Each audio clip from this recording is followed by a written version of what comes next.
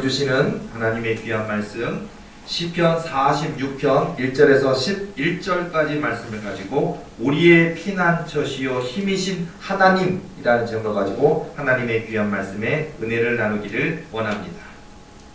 자, 오늘 주시는 귀한 말씀 보면서 정말 하나님은 우리의 피난처시요 힘이 되신다.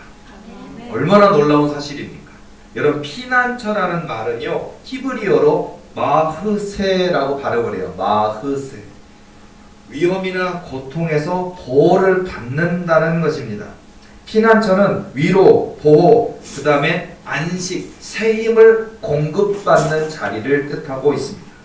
여러분, 여호와 하나님이 우리의 마흐세, 피난처가 되심을 믿으시기 바랍니다. 여러분, 피난처라는 거 너무 상상해 보세요. 여러분, 우리가 포구나 항구를 보면 방파제가 있습니다. 보면요 정말 막 집채만한 파도가 치고요 막 풍랑이 일고 보면은요 방파제에 무서워서 그 외항 바깥으로 못 나가거든요. 그러면요 야, 저 배가 만약에 바다에 떠 있으면 저 파도에 의해서 침몰하겠구나, 뭐 배가 넘어지겠구나 이러는데요, 이 방파제 안에 들어와 있는 배들 보면요 바람은 불지만, 그래서 바람에 의해서 이렇게 깃발이 나고 끼긴 하지만 배가 침몰되지도 않고요 안전하게 보호되고 있는 것을 많이 보실 겁니다.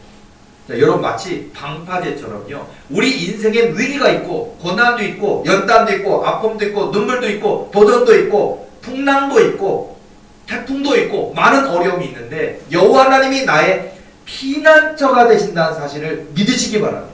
네. 그러니까 여러분, 여호와께로 나아가자 이거예요. 여호와께로 가자. 여호와께로 가자.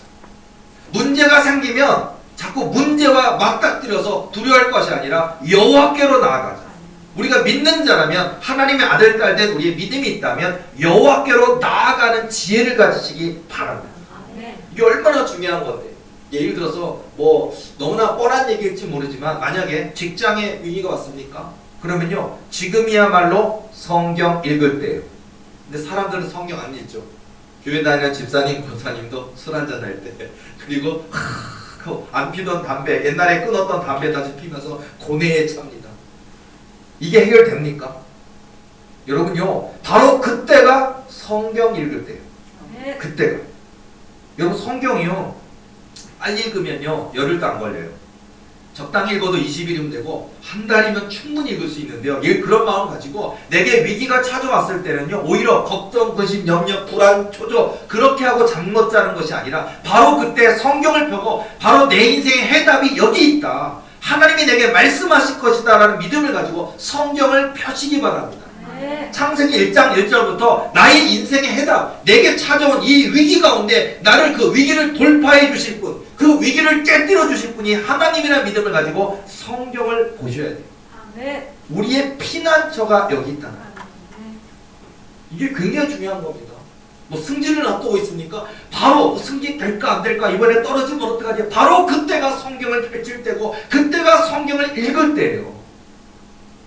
여러분, 우리 인생에 많은 어려움이 찾아오셨습니까? 또 어디 많이 우리가 살다 보면 아플 때도 있어요. 무슨 뭐 죄나 이런 것 때문에 하는 거 아니고 아플 때도 있습니다. 넘어져서 다칠 때도 있습니다. 근데 바로 그때 해야 될 게 뭐겠습니까? 바로 그때 또 성경을 읽어야 돼요. 살아계신 하나님, 역사하신 하나님이 어떻게 인생 속에 성경의 구약 성경, 신약 성경 그 속에 들어있는 수많은 하나님의 위대한 인물들을 통해서 어떻게 개입하셨고 어떻게 도우셨고 어떻게 말씀하신 대로 이루셨는지를 보면서 바로 이 삶이 나다. 다윗이 바로 이제 내가 되는 것이고, 요셉이 이제 내가 되는 것이고요, 사드락, 메삭, 아벳느고가 내가 되는 것이고요. 성경을 읽으시기 바랍니다. 제가 성경 얘기를 하겠지만요, 성경 얘기와 똑같이 우리가 필요한 얘기가 뭐냐, 사실은 성경 이꼬르 기도예요. 또 그러니까 뭐냐면 위기가 생기면 기도하시기 바랍니다. 이게 중요한 건데, 위기가 내 인생에 찾아오는 위기가 있어요. 바로 그때가 진짜 기도할 때라는, 기도할 때 하나님이 일하십니다. 이르시되 기도 이외에는 다른 것으로는 이런 유가 나가지 않느니라 하시니라. 맞습니다.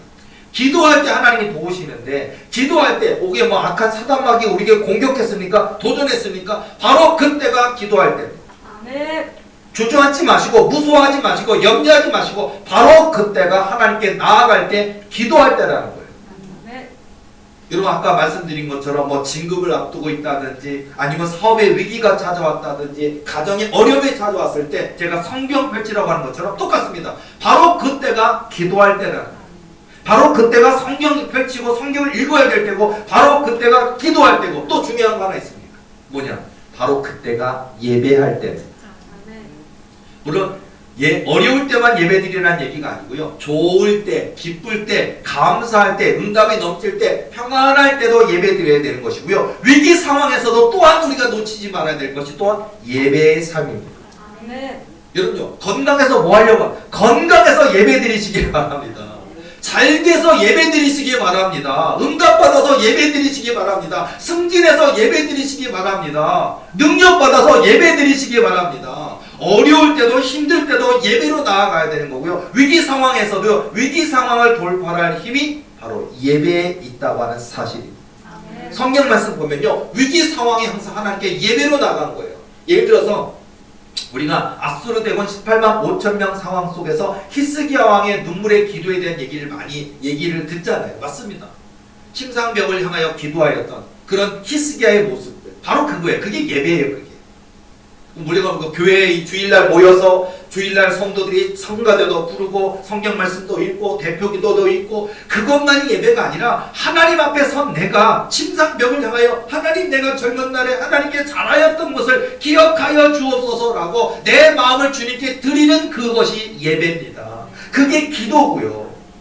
여러분 한나가 하나님 내가 자녀가 없습니다. 그리고 이 나의 대적인 분인나가 나를 격동시킵니다. 그런데 하나님 내게 자녀를 주옵소서라고 하나님의 절에 올라가서 막 울면서 술 먹은 여인이라고 오래 오해를 받아가면서 울던 그 한나의 기도가 예배인 거예요. 문제 상황에 우리가 해야 될 것이 바로 예배라는 것을 우리 놓치고 있어요. 왜냐하면 별로 예배 안 드리고 싶어요. 기분 나쁩니다. 마음이 상합니다. 속상합니다. 교회 안 나갑니다. 예배 안 드립니다. 예배가 막 즐거워서 우리는 예배가 기쁠 때 즐거울 때만 예배 드리는다고 생각하는데 아니라는 거예요. 힘들 때, 어려울 때, 답답할 때, 속상할 때, 캄캄할 때, 어두울 때, 방법이 없을 때 그때 해야 될 일이 바로 예배라는 겁니다. 히스기야 왕 아까 말씀드렸잖아요. 바로 이렇게 내 몸의 상황이 이제 죽을 수밖에 없는 상황. 그때 히스기야가 침상벽을 향하여 하나님께 기도했던 그 모습이 예배라는 거예요. 예배로 나아가는 거예요. 그때 하나님께서 히스기야 왕의 생명을 15년이나 연장을 시켜주십니다. 그리고 주변 강국들에게 두려움을 주어서 히스기야 이 유다 나라를 침범하지 못하도록 열국에 두려움을 주셔서 사방에 평안을 주십니다. 얼마나 큰 은혜예요. 예배가 이런 나라에 평안이 있다니까. 예배가요. 이 소중한 우리는요 나라를 지키기 위해서 국방력을 쏟아붓지 않습니까? 뭐 대한민국뿐만 아니라 미국도 그렇고 선진국도 그렇고 다른 모든 나라들이요 국방력을 위해서 비행기 한 달에 몇백억 몇천억짜리 비행기를 사기도 하고 날리기도 하고 그 기름값을 들여가면서 쓰기도 하고 탱크를 만들기도 하고 수많은 미사일을 준비하기도 하고 나라를 지키기 위해서도 하고 여러 가지로 우리가 국방력을 몇조 원 몇십조 원을 쏟아붓잖아요. 그런데요 예배가 바로 가장 강력한 무기라는 걸 사람들은 모르고 있어요. 우리 믿는 우리에게는 예배가 무기입니다. 그러니까 힘들고 속상할 때 여러분요 오히려 예배로 나아가시라고요. 힘들지만 어렵지만 예배 안 드리고 싶을 때도 있어요. 사람이다 보니까 어찌하여 내게 이렇게 하십니까? 왜 이렇게 어려운 일을 주셨습니까? 하고 마음이 막 삐질라고 합니다. 마음이 상하려고 합니다. 그때 예배로 나아가시라고요. 그게 진짜 믿음이 된다고 하는 사실이에요. 여러분 여호와 하나님이 우리의 피난처시오 힘이신 하나님. 자, 힘 얘기 많이 들어봤죠? 헬라어로 듀나미스예요. 듀나미스 많이 들어보셨죠? 듀나미스 힘, 권능, 능력, 세력을 뜻하는 건데 이 듀나미스가 헬라어로 이 듀나미스라는 것이요. 이 듀나미스라는 단어에서 다이나마이트가 파생해서 나왔대요. 어원을 보면 다이나마이트 그렇잖아요. 하나에서 우리가 보면 암석을 깨뜨리고 이렇게 큰 바위 속에 집어넣어서 바위를 깨뜨린다든지 건물을 붕괴시킨다든지 할 때 어마어마한 파워를 갖고 있는 폭탄이 다이나마이트인데 바로 듀나미스에서 나왔다. 듀나미스는 하나님의 권능을 뜻하는 거예요. 자 여러분 하나님이 나와 함께 하시면 못 이룰 것이 없다라는 거예요. 성경 말씀 보시기 바랍니다. 바랍니다. 마가복음 9장 23절 말씀처럼 할 수 있거든이 무슨 말이냐? 믿는 자에게는 능하지 못하심이 없느니라 하시니라. 자꾸 우리는 할 수 있을까요? 할 수 있으면 좋겠는데요. 하나님은요, 예수님은요, 할 수 있거든이 무슨 말이냐? 믿는 자에게는 능하지 못하심이 없다. 할 수 있음을 믿으시기 바랍니다. 우리 하나님은 할 수 있는 분이십니다. 홍해바다를 가르실 수 있는 분입니다. 이 땅에 어떤 과학자가 홍해바다를 가를 수 있습니까? 이 땅에 어떤 대통령 1000명, 10,000명이 모여들어서 그들이 명령하면 바다가 갈라질 수 있습니까? 안 돼요. 이 땅에 대한민국의 전 세계 모든 권세다 힘 있는 자 국방장관 다 모아놓고 그들 보러 하라고 해도 아니요, 군대를 동원해서 우리가 군대가 뭐 대한민국도 한 60만 됩니까? 전 세계 가장 강력한 국방력을 갖고 있는 군인들 100만 명 끌어 모아서 홍해바다 가를 수 있습니까? 안 돼요, 그건. 그러나 듀나미스, 하나님의 권능은 됩니다. 하나님은 하실 수 있습니다. 옛날에는 됐는데 지금은 안 됩니까? 우리 하나님 배터리가 다뤘습니까? 아니요. 하나님의 배터리는 다른 적이 없어요. 우리 하나님의 듀나미스는 권능은 다른 적이 없어요. 우리가 믿지 않기 때문에. 오늘 우리 저와 여러분의 삶 가운데 믿는다라는 게 이렇게 중요한 거예요. 자, 코로나 시대입니까? 지금 성령의 역사가 약해지고 있는 시대입니까? 지금도 이 듀나미스를, 하나님의 권능을 믿는다면 지금도 홍해바다 갈라지는 역사가 있고요. 지금도 소년 다윗이 던진 물맷돌에 골리앗이 꼬꾸라지는 역사가 지금도 있고요. 지금도 저와 여러분의 삶에 아무것도 아닌 인생, 쫓기는 다윗 같은 인생이 이스라엘의 두 번째 왕이 되는 역사가 지금도 저와 여러분의 삶에 있다라는 사실입니다. 이런 놀라운 하나님의 권능이, 하나님의 힘이 있는데 왜 우리는 낙심하고 있을까요? 왜 우리는 원망 불평하고 있을까요? 원망 불평하고 있을 시간에 예배로 나아가야 됩니다. 이렇게 중요한 거였어요. 자, 여러분 나중에 성공하셔도 예배 중심적인 삶을 사셔야 됩니다. 재벌이 됐는데, 재벌이 돼서 골프 치러 다닌다고요? 골프 쳐도 제가 뭐라 안 할게요. 낚시하러 다닌다고, 저도 낚시 좋아하는데 낚시도 다니세요. 괜찮습니다. 그런데 중요한 건 낚시도 해도 되고 골프도 쳐도 되고 다 좋습니다. 그런데 중요한 거는요, 예배의 삶만큼은 뺏겨서도 안 되고, 예배의 삶은 이거는 2차, 3차로 밀려서는 절대로 안 되는 거예요. 예배의 삶은 내 삶의 우선순위입니다. 그러니까 성공했는데, 재벌이 됐는데 예배가 1등인 거예요. 예배가 최선이고 예배가 최우선이 되는 삶이에요. 예배가 먼저입니다. 뭐 예배가 뭐 첫 번째만 되는 거 아니죠. 제가 맨날 얘기하는 것처럼 첫째도 예수, 둘째도 예수, 셋째도 예수, 넷째도 예수, 10,000번째도 예수, 내 인생에 10만 번째가 있어도 예수예요.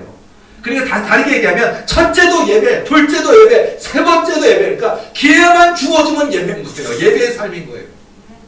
이게 얼마나 중요한 건지. 자, 여러분 부자 되고 싶습니까? 성공하고 싶습니까? 예배에 성공하시기 바랍니다. 신령과 진정으로 드려지는 예배로 나아갈 때 하나님이 이루시는 역사가 있다라는 거예요. 그 예배의 삶, 기도의 삶, 순종의 삶, 그럴 때 하나님의 성령의 권능이, 아까 듀나미스, 성령의 권능, 하나님의 권능, 하나님의 권세가 저와 여러분의 삶 가운데 우리 도리에 부어주시는 역사가 있다라는 거예요. 저는 우리 도리교회 바로 이 거대한 역사에 우리 도리교회 하나님의 주인 되심을 저는 믿습니다. 그러면 두려울 거 없는 거예요. 세상은 자꾸 돈 타령하잖아요. 목사님, 교회가 언제 그렇게 될 수 있겠습니까? 교회가 정말 그렇게 큰 교회를 지으려면 요즘 땅값이 얼마나 비싼데요. 이건 저렇고 저건 저렇고 안 되지 않습니까? 자꾸 우리는요 막 계산합니다.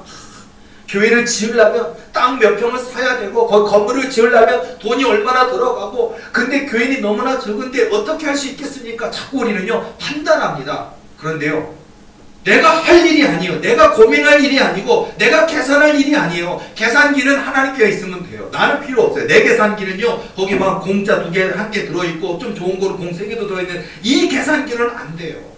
하나님의 계산기가 있으니까 주님께 맡기는 것, 주님을 믿는 것, 그때 하나님은요 무한대의 하나님의 계산기가 작동합니다. 이것을 믿으십니까? 하나님의 지금도 하나님 되심을 믿으십니까? 이때 놀라운 역사가 있는 거예요. 하나님은 우리의 피난처시오 힘이시니 환난 중에 만날 큰 도움이시라. 큰 도움이시라. 그러므로 땅이 변하든지 산이 흔들려 바다 가운데 빠지든지 바닷물이 솟아나고 뛰놀든지 그것이 넘침으로 산이 흔들릴지라도 우리는 두려워하지 아니하리로다. 야, 이 멋있는 거예요. 우리는 두려워하지 아니로다. 왜요? 하나님이 계시는데. 이게 바로 믿음이라는 거예요. 홍해 앞에 바다 앞에 서 있는데 뒤에서는 바로 왕의 에집트의 군대가 몰려오고 있다. 우린 두렵지요. 그런데요, 하나님을 의지하면 또 모세 선지자가 하나님이 주신 그 언약의 지팡이, 말씀의 지팡이를 홍해바다로 내어밀고 기도할 때 홍해바다가 뚝뚝 나는, 홍해바다가 물러가면서 좌우의 벽이 된 것처럼 일어나는 역사. 그래서 이 바다가 마른 땅처럼 건너가게 되는 역사. 이게 바로 하나님의 권능이라는 거예요. 이 하나님의 역사를 이루시기를 원하십니까? 그러면요, 누구는 되고 나는 안 되고, 뭐 대통령 같은, 아니 뭐 대형교회 목사님 같은 이런 분은 되고 나에게 이런 일이 이루어질까? 안 될 것 같은데? 아니요. 우리 하나님의 기준은요, 뭐 키가 크다 작다 상관없고, 뭐 예쁘다 못생겼다 아무 상관없고, 돈 많다 돈 적다, 아니면은 뭐 고등학교 졸업하는 사람은 안 되고, 뭐 대학원까지 박사학위 받은 사람 되고, 아무 상관없어요. 저는 이게 너무 좋아요. 왜? 저 못생겼으니까. 너무 좋아요. 잘생긴 사람은 응답받는다 그러면 저 되게 속상할 것 같은데, 우리 하나님의 기준은 잘생겼고 못생겼고 예쁘고 못생겼고 아무 상관없고, 키가 크고 작고 아무 뚱뚱하든 홀쭉하든 아무 상관없고, 네 아버지가 뭐 하시면 아무 상관이 없어요. 우리 아버지가 대통령이든 대통령 할아버지든 아무 상관없어요. 농사꾼이면 어떠십니까? 하나님이 내 아버지가 되신다면요, 여기에 놀라운 역사가 일어납니다. 여러분, 하나님을 꿈꾸시기 바랍니다. 하나님이 저와 여러분의 아버지라니까요. 아버지요. 아빠, 아버지. 우리 하나님이 내 아버지시라니까요. 이게 엄청난 거예요. 여러분요, 이걸 우리가 사용하고 살아야 되는데 자꾸 우리는요, 이걸 믿지 못하니까 믿음이 불안한 거예요. 믿음이 두려운 거예요. 여러분, 하나님의 살아계심을 믿는 그 믿음으로 담대하게 나아가시는 저와 여러분의 삶이 되어야 될 줄로 믿습니다. 말씀 5절 말씀 보면 하나님이 그 성 중에 계심에 성이 흔들리지 아니할 것이라 새벽에 하나님이 도우시리로다. 새벽에 하나님이 도우시리로다. 여러분요, 여기서는 영적 새벽이에요. 진짜 새벽도 되지만 여러분, 저녁이든 여러분의 기도하는 그 자리, 여러분이 뭐 교회 와서 기도하는 자리든 여러분의 기도의 골방이 있어요. 여러분이 기도하는 그 자리, 바로 그것, 새벽에 하나님이 도우시리로다. 바로 여러분이 무릎 꿇는 그 자리, 하나님께 예배로 나가는 그 자리, 하나님께 내 마음의 진심을 드리는 그 자리가 바로 하나님의 역사의 자리가 되는 거고, 하나님이 그 성중에 계심에 하나님이 도우시리로다. 자, 성중에 계신다 그러잖아요. 여러분 가만 보세요. 엘리사 선지자와 도단성 많이 들어보셨죠? 도단성에 엘리사 선지자가 있었습니다. 그런데 아람 나라 대군이 몰려옵니다. 그래서 아람 나라 대군이 이 선지자를 죽이려고 합니다. 왜냐하면 선지자가 너무나 어마무시한 선지자예요. 너무 대단한. 왜냐하면 이스라엘 입장에서 너무 좋은 거예요. 왜냐하면요, 아람 나라가 저 이스라엘 나라를 어느 때든지 약탈을 하거나 국경을 침범하거나 아니면 어느 한 마을을 뺏고 싶어서 군대를 동원하면요, 선지자가 쭉 왕에게 가서 지금 이 아람 나라 군대가 여기 이쪽 지역에 어디로 들어온다고 합니다. 여호와 하나님 말씀해 주시니까요. 그래가지고 딱 얘기하니까 방비를 해버리니까 이 아람 나라에서 도대체 어떻게 우리 계획을 저들이 어떻게 알고 있느냐는 거예요. 그러니까 그 신하들 중에 하나가 다 알죠. 여호와 하나님이 그렇게 하시는 거고, 특별히 저 선지자가, 저 엘리사 선지자가 바로 하나님의 영을 가지고 우리가 이렇게 이스라엘을 침범하려고 하는 계획을 세우면 저 선지자가 벌써 알고 가서 왕에게 얘기하니까, 그래서 우리가 이렇게 안 되는 거다. 그러니까 저 선지자를 잡아 죽이면 된다.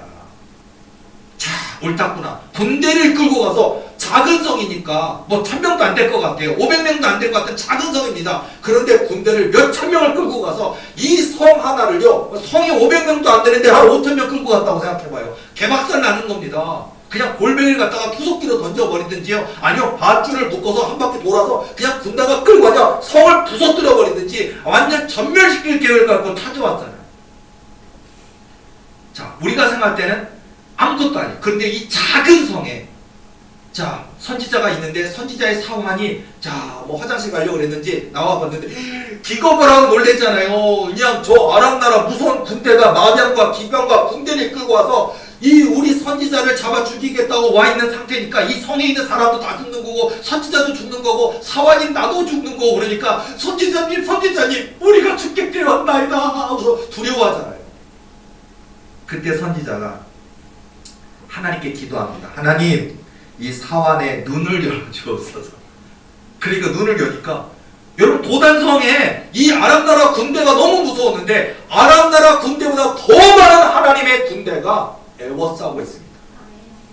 이게 여호와께서 성중에 계심에 여러분 도리교가 하나의 성이라면 도리교에 하나님이 계시다면 두렵지 않습니다. 아람 나라 대군이 우리를 둘러진주고 있어도 두렵지 않습니다. 뭐 아수르 대군 18만 5천 명이 둘러진주고 있어도 안 두렵습니다. 왜요? 하나님의 군대가 있기 때문에. 이게 얼마나 놀라운 역사인지 몰라요. 제가요, 저는 제가 사역을 계속 하고 있으니까 사역 얘기를 잠깐씩 하지만은요, 보면요, 제가 축사 사역하다 보면요, 굉장히 하나님의 군대를 느낄 때가 굉장히 많이 있어요. 보면요, 저는 혼자입니다. 연약합니다. 그런데 그 안에 들어가 있는 군대는요 3,000마리, 4,000마리, 5,000마리, 6,000마리 군대급이에요. 제가 못 이기죠. 그런데요 제가 은과 금은 없거니와 예수 이름으로 선포하며 기도할 때 보면요 그 안에 들어가 있는 더러운 군대 마귀, 더러운 바알세불 같은 그런 마귀가 얘기를 합니다. 그러고서는요 도대체 자기가 군대인데, 자기가 5,000마리, 6,000마리 군대인데 도대체 얼마나 많은 자기보다 더 센 천사들이 얼마나 많이 와 있다는 그냥 물어봐요 저한테. 그럼 내가 너보다 많이 와 있잖아. 안 보이냐? 그러면요 어디 여러분요 5,000마리 군대가 들어있어도 우리가 두렵지 아니하는 것은 그 5,000마리를 그냥 1초만 해도 다 송장처럼 치워버릴 수 있는, 다 불이 내려서 태워버릴 수 있는 하나님의 군대가 우리와 함께 계심을 믿으시기 바랍니다. 이게 얼마나 중요한 건데요. 근데 이 믿음 갖기까지 오래 걸리긴 하더라고요, 보니까. 왜냐면 이 믿음, 믿고 믿으면 믿어지고, 믿고 믿으면 믿어지고, 믿고 믿으면 믿어지는 역사, 이렇게 믿고 믿는 10년, 20년 하나님의 약속을 굳게 믿고 믿음으로 나아갈 때 하나님이 그 믿음을 보시고 부어주셔요. 그게 믿음의 은사도 주시고 축사 은사도 주시고 하나님 은사를 부어주셔요. 그냥 되는 건 아니에요. 오늘 하루 막 애벌 복벌 막 눈물 콧물 흘리고 기도한다고 그날 되는 것은 아니에요. 정말 그런 봄, 여름, 가을, 겨울 그런 10년, 20년 하나님의 역사를 믿는 믿음으로 부르짖는 그 기도 가운데 하나님 역사하신다는 거예요. 여러분요, 그 세계적인 첼리스트였던 파블로 카잘스라는 분이 있는데요. 이 얘기 내가 읽으면서 설교 준비하면서 은혜를 받았어요. 왜냐면요, 이분은 이제 1876년에 태어나서 1973년도에 돌아가셨어요. 이미 돌아가셨는데 이분의 그 인터뷰가 굉장히 유명해요. 90세 때 인터뷰입니다. 오래 사시죠? 90세 때인데요. 이분이요, 거장이에요. 첼리스트. 세계적인 첼리스트예요. 하루 6시간 이상씩 연습을 하는 것으로 유명합니다. 자, 카잘스가요 95세가 되었을 때입니다. 95세가 되었을 때 영국의 BBC가 그에 관한 특집을 만들기 위해서 기자를 보내서 이 파블로 카잘스를 인터뷰를 했습니다. 그리고 기자가 평소에 궁금하던 질문을 조심스럽게 건넸습니다. 선생님께서는 세계 최고의 첼리스트이십니다. 그리고 지금 나이가 95세잖아요.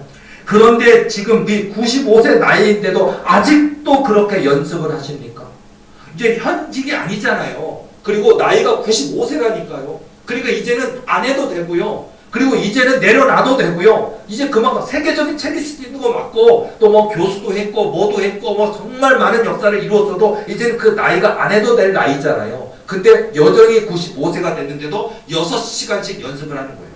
현직에 때도 했었고 한창 때도 했었고 젊었을 때도 6시간 연습으로 유명한 사람인데 95세가 됐는데도 6시간 연습하는 사람으로 유명하다는 거예요. 너무 궁금하니까 이제는 이렇게 연습 안 해도 되는데 왜 이렇게 연습하십니까? 라고 물어보니까요, 카블로 카잘스가 뭐라고 얘기하냐면 하하하하 웃으면서 나도 그만두고 싶네. 그런데 말이야, 지금도 연습을 하면 할수록 내 실력이 조금씩 나아지고 있단 말이야. 그래서 연습을 안 할 수가 없네. 이게 명장이구나. 저는 이게 굉장히 큰 울림으로 왔어요. 이 얘기를 우리의 예배가, 우리의 믿음이, 또 우리의 기도가, 또는 우리에게 허락하신 은사, 능력 이런 게 이만큼이면 됐지. 이 정도 은사면, 이 정도 능력이면, 이 정도 믿음이면, 또는 교회가 커지면, 작을 때는 몰랐는데 교회가 커지고 나면 이제 우리 교회도 뭐 500명 됐어, 1000명 됐어, 성전 얼마나 웅장하게 지어놨지. 그런데요, 그게 아니라 성전을 더 크게 진짜 그 얘기하자는 게 아니고요. 바로 그런데 더 이 카잘스처럼 정말 하루에 6시간 연습하는 것처럼, 그럼 내가 지금도 연습하면 더 나아진단 말이야. 그것처럼 우리의 예배는, 우리의 믿음은, 우리의 순종은 하나님이 내 생명 부르시는 그날까지 한 걸음 더 주님께로 더 나아가는 삶이 되어야 된다는 거예요. 이게 진짜 성공하는 비결입니다. 지금도 성공하는 비결이고, 또 우리 생명 다하는 그날까지 끝까지 성공하는 비결이 여기에 있지 않겠나 싶어요. 우리의 피난처가 되시면서 힘이 되시는 하나님을 권능을 덧입고 살아가야 되지 않겠습니까? 그래서 여러분요, 더욱더 예배로 나아가시기 바랍니다. 기도도요, 더욱더 사모하시라니까요. 더욱더 사모하시라니까요. 어떤 때는요, 우리가 기도도 여러 가지가 있잖아요. 기도할 때 보면 다 은혜가 있는 건 아니에요. 기도하다 보면 눈물이 나는 날도 있고, 하나도 눈물 안 나는 날도 있고요. 아니, 내 감정이 메말랐나? 연애는 하나님만 해도 눈물이 많았는데 왜 눈물이 안 나지? 이럴 때도 있고요. 그런데요, 눈물이 나도 기도하고, 눈물이 안 나도 기도하고, 어떤 날을 기도하면은요, 이 성령의 덮개처럼 이렇게 포근하게 감싸. 지금 오늘 날씨가 추워졌잖아요. 한겨울에 교회 난방 따로 안 켜놓고 혼자 이렇게 기도하고 있다면 추울 때 있잖아요. 그런데 마치 하나님께서 이렇게 날개처럼, 천사의 날개처럼 이불을 덮어주시는 것처럼 다 안아주시는 체험이 있어요. 그럼 여러분, 하나님 오셨구나 하면서 되게 뜨끈뜨끈해요. 마귀는 막 서늘하고 그냥 소름 끼치고 하지만, 하나님은요 따뜻합니다. 하면요 막 기도가 잘 되고 뜨겁게, 이런 체험이 있으면 좋죠. 그런데 이런 체험이 없어도 기도하시기 바랍니다. 이런 체험이 있다니까요. 저도 여러 번 했는데요, 정말 내 머리가요 무슨 이렇게 뚜껑이 열린 것 같은 체험이 있었어요. 뚜껑이 뽕 열리는 것 같은. 이 안에 뇌가 있을 거 아니에요. 근데요, 저 멀리 하늘나라 어디선가 하나님의 권능의 보좌로부터 하나님의 권능이 그냥 전력선처럼, 동력선처럼 막 성령의 동력선이 빛의 줄기로 된 동력선이 오더니, 아니 여기가 무슨 콘센트예요. 여기다가 딱 꽂아서 전기 청소기 하려면 콘센트에 딱 꽂아야지 그 전력이 들어와서 그 전기가 청소하는 것처럼 내 머리에 콘센트가 있는데 막 날려도 여기 딱 결합되니까 제가 딱 어디 완전히 이렇게 붙은 거예요. 붙은 것처럼 되면서, 그러면서 막 그냥 쏟아져 들어오는 에너지가 뭐 다운로드라고 따지면요, 뭐 빛의 다운로드, 뭐 자료가 뭐 100페이지, 1000페이지, 10,000페이지 뭐 그런 거 있잖아요. 뭐 영화 한 편 다운로드 받으려면 막 근데 초고속 다운로드가 막 들어오는 것처럼 막 그냥 쑥쑥쑥 하면서 막 하면서 불이 막 임하면서요, 이런 체험이 있다니까요. 진짜 있어요. 경험해 보신 분은 제 말을 이해하실 겁니다. 그런데요, 이런 체험이 없어도 기도하시기 바랍니다. 이런 체험이 있어도 기도하시고요. 여러분, 성령의 그 불의 임하심이 있다니까요. 그러니까 여러분, 이런 모습을 가지고 우리가 믿음이 연약할지라도 기도하고, 믿음이 셀지라도 기도하고, 성령 체험이 있어도 기도하고, 성령 체험이 없어도 기도하고, 눈물이 나도 기도하고, 눈물이 안 나도 기도하고, 밤이고 낮이고 새벽이고 봄이고 여름이고 가을이고 겨울이고 늘 주님께 무릎으로 믿음으로 기도로 나아가면요, 하나님이 그 믿음을 보시고 응답을 하셔요. 그 믿음을 보시고, 여러분 자산이 없어도 돼요. 나 돈이 한 푼 없는데 내가 어째 부자 되겠습니까? 그러는데 돈 한 푼 없어도 하나님은 얼마든지 저와 여러분 세계적인 거부도 만드실 수 있어요. 저는 오늘 새벽에 꿈을 하나 꿨는데 짧은 얘기 짧게만 얘기할게요. 근데 의미가 있더라고요. 보니까 저는 아이가 둘이에요. 더 낳을 계획이 없습니다. 근데요, 셋째를 낳았더라고요. 그래서 셋째를 낳았는데, 아니 우리 아이는 다 낳았고 낳을 계획이 전혀 없는데 왜 셋째를 낳았지? 그리고서는 제가 셋째를 안고 딱 보는데, 아니 셋째 아이의 그 옷 있잖아요. 꼬마 요만한 애기가 이제 막 태어난 애기니까 보면 이렇게 뭐 손에 끼는 거 있잖아요. 이렇게 얼굴 긁지 말고 이렇게 손에 뭐 하는 거 있잖아요. 끼고 있고. 그래서 내가 보니까 아니 우리 고승원이 이름이 있더라고요. 거기에. 그래서 우리 첫째 벌써 20살이 된 우리 승원이가 어렸을 때 쓰던 그런 거 실제로 보관하고 있지는 않습니다. 그런데요, 그거 가니까 그러니까 우리 애가 쓰던 건데 얘가 막는가 보네. 그러면서 얘가 쓰고 있더라고요. 어머나, 이름이 써 있어요. 고승원이라고 그래. 어머나, 내 아이더라고요. 그래서 내가 이렇게 안고 있는데, 야, 그랬더니 내 집사람은 밖에 나가가지고 막 그동안 뭐 이렇게 뭐 사고 싶은 것도 있었고 사람 만나고 싶은 것도 있었고 막 그런 게 많았나 봐요. 참았던 게 많은지. 그러더니 저에게 허락을 구하고 막 그러면서 그 어떤 관광버스 같은 걸 딱 타고 있고요. 거기에 저뿐만 아니라 다른 남자들도 잔뜩 있어요. 그래서 내가 야, 이분들 다 성공한 사람들인가. 그러니까 뭐냐면 이 날이 올 때까지 그렇게 기다렸던 사람들인가 봐요, 다. 근데 응답 받았는데 아내들은 전부 다 이렇게 나가가지고 막 그냥 뭐 커피숍 가서 얘기도 하고 그 커피숍에서 파는 옷도 한 벌 사고 막 이런 것들을 하는 관광 코스로 이렇게 계속 해주는 거예요. 그리고 남편들은 전부 다 가지 않고 거기 버스에 앉아갖고 기다리면서 애기 보고 있더라고요. 전부 다. 그래서 이게 뭐야? 그래서 애기 있는데 옆에 있는 분이 그러는 거예요.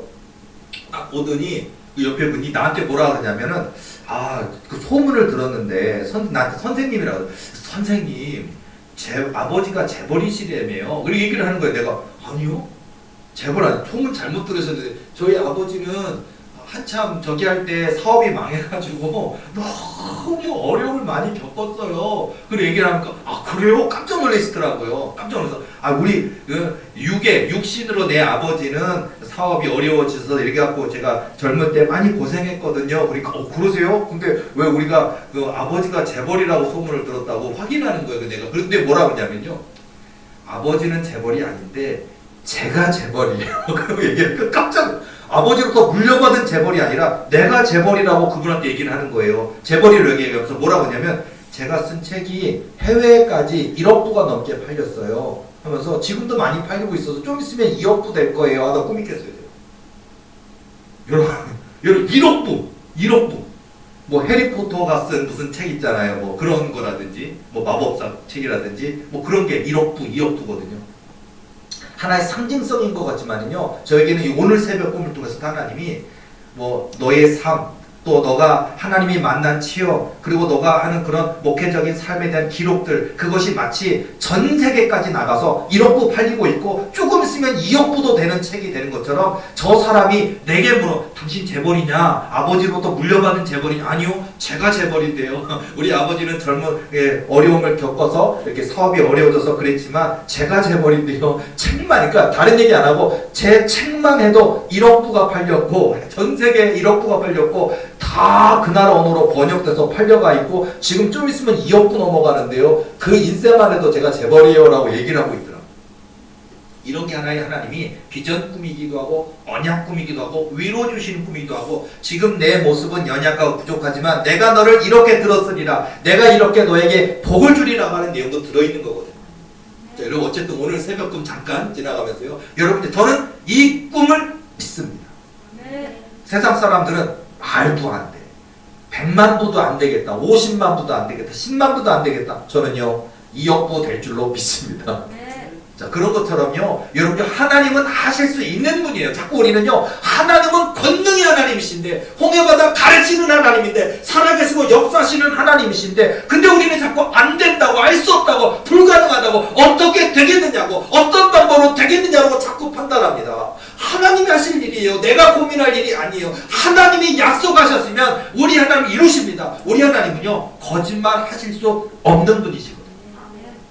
입으로 내신 말씀을 반드시 지키시는 신실하신 하나님이라는 사실을 믿으시는 저와 여러분 되어야 될 줄로 믿습니다. 얘기 하나만 더 할게요. 한 불행한 영국 소년이 있었습니다.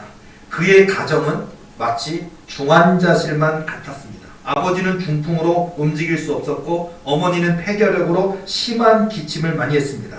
자, 이런 가운데 가난의 한을 아는 이 소년은 절망적인 상황 속에서도 나는 언젠가, 너무 가난했기 때문에 거부가 되겠다는 희망을 가졌대요, 이 소년이. 자, 그러다가 아버지가 돌아가시고 어머니가 돌아가시고 고아가 됐습니다. 이런 가운데 그 꿈을 실현하기 위해서 그는 미국행 선박에 몰래 밀항을 했습니다. 돈이 없으니까 몰래 숨어 들어가서 숨어 있다가 그만 미국으로 가는 중에 선장에게 들키고 말았습니다. 위기가 찾아왔습니다.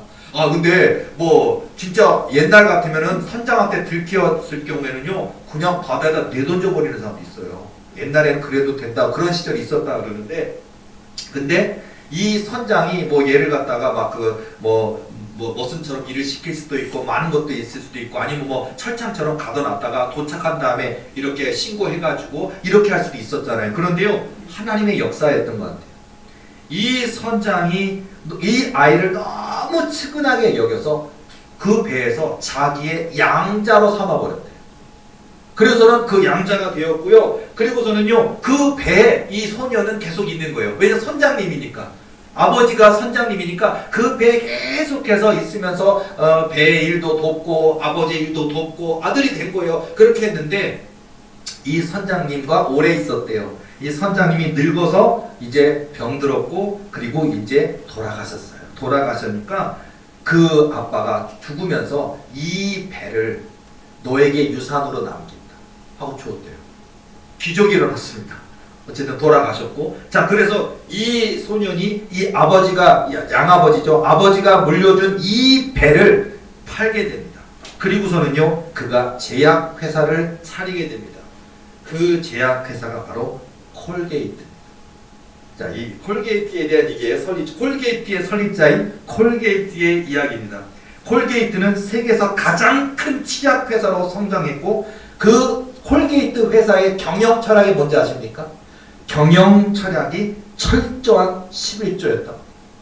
우리가 볼 때는 뭐 고객 관리 아니라든지 아니면 뭐 부가가치 창출 뭐 여러 가지 이윤 증대 뭐 여러 가지 경영 철학이 있을 텐데, 콜게이트의 철학은요 하나님이 나와 함께 하시면 하나님이 나를 얼마든지 거부로 만들 수 있다는 믿음을 가지고 그는 믿었기 때문에 하나님이 그 선장님을 통해 양자가 되는 역사가 있었고, 선장님이 돌아가실 때 그 배를 유산으로 남겨줬는데 그 유산을 가지고 이 콜게이트는 콜게이트라고 하는 제약회사를 세웠는데 전 세계에서 가장 큰 치약회사인 콜게이트를 세우게 되었다고 합니다.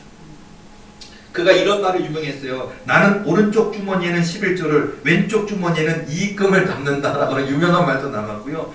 콜게이트가 살아있을 당시에 11조를 관리하는 직원만 30명이 됐다고 합니다. 자 여러분, 제가 이 얘기를 잠깐 해드리는 건 뭐냐? 맞습니다. 하나님이 얘기를 하자는 거예요. 우리 하나님은 실질하십니다. 우리 하나님 살아 계십니다. 우리의 믿음, 기도, 부르짖음을 듣고 일하십니다. 그러니까 이 하나님을 믿어야 되지 않겠습니까?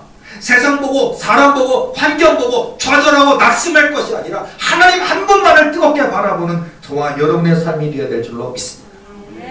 한 가지만 더 얘기하고 마무리 지을게요. 짧은 얘기입니다. 자, 여러분 오디션 프로그램 많이 보았죠? 자, 오디션 프로그램에 볼 때 가수가 되기 위해서 많은 그 지망생들이 지원합니다. 뭐 경쟁들이 뭐 만대일 뭐 많잖아요. 어마어마하잖아요. 그리고 결국은 뭐 한 명 뽑기 위해서, 그리고 뭐 탑7이다 뭐다 이러잖아요. 10명 안에 들어갈 거냐, 5명 안에 들어갈 거냐, 1등, 2등, 3등이 되느냐, 우승이 누구냐. 근데 몇만 명이 도전하잖아요. 자, 초창기의 이야기인데요.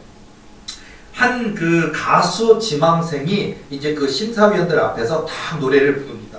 부르는데요. 그때 한 심사위원 한 사람이 그 노래를 딱 부른 것을 듣고서는요, TV에 방영된 내용인데 아주 혹평을 했습니다. 아주 안 좋게 얘기를 했어요. 뭐냐면요, 당신의 노래에는 시작부터 끝까지 느낌표가 하나도 없습니다 라고 평가를 해요. 느낌표.